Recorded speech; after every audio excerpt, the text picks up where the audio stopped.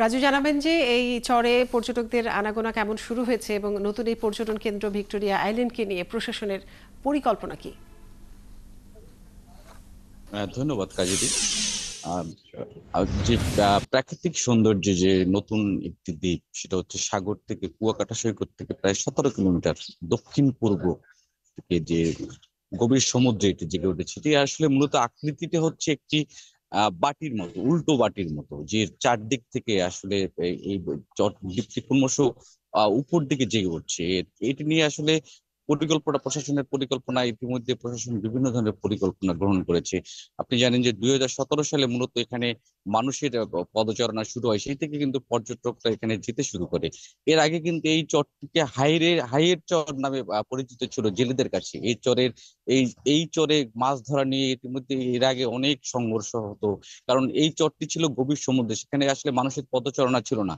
এখন কিন্তু প্রতিদিনই যে পর্যটন মৌসুম শুরু হওয়ার সাথে সাথে এই চরে কিন্তু পর্যটকরা কিন্তু যেতে শুরু করেছে। আপনাকে একটি বিষয় জানিয়ে রাখি যে এই গত নভেম্বরের শুরু থেকে কিন্তু পর্যটকরা এখানে যাচ্ছে। এর মূলত এর কুয়াকাটা সৈকত থেকে প্রায় 30 থেকে 35টি বিভিন্ন ধরনের নৌযান, এই নৌযানে করে এখানে সকাল 7টা থেকে মূলত এখানে এই চরে যেতে পর্যটকরা যাওয়া শুরু করে, সন্ধ্যা 5টা পর্যন্ত চলে এখানকার পর্যটকদের বিচরণ। এই চরে চরে মূলত আসলে কোনো ধরনের পর্যটকদের জন্য সেই ধরনের কোনো সুবিধা নেই, তবে উপজেলা প্রশাসন এটিকে এটিকে আসলে পর্যটন নির্ভর দ্বীপ হিসেবে গড়ে তোলার জন্য এখানে বৃক্ষরোপণ শুরু করেছে। বৃক্ষরোপণ ইতিমধ্যে কিন্তু বৃক্ষরোপণ কার্যক্রম চলছে। এর বাইরে উপজেলা প্রশাসন আরেকটি সিদ্ধান্ত নিয়েছেন, যেখানে এই দ্বীপটিতে এখানে আসলে যেহেতু মানুষের সাধারণ মানুষের যাতায়াতের সুবিধা কম, এই জন্য কিন্তু একটি জেটি নির্মাণের পরিকল্পনা করেছে। এর পাশাপাশি এখানে যে পর্যটকরা যাতে সার্বক্ষণিক সুবিধা পায়, সেজন্য এখানে নারী পর্যটক এবং পর্যটকদের জন্য চেঞ্জিং রুমের পাশাপাশি এখানে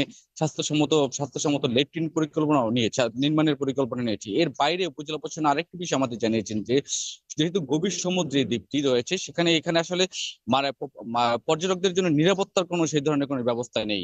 এবং নিরাপত্তা ব্যবস্থার জন্য এখানে যে পর্যটকরা যে বিষয়টা আমাদের জানিয়েছেন, যে আসলে যে গভীর সমুদ্র পথে প্রায় 1.5 থেকে 2 ঘন্টা ট্রলার যোগে কিন্তু এই চরে আসতে হয়।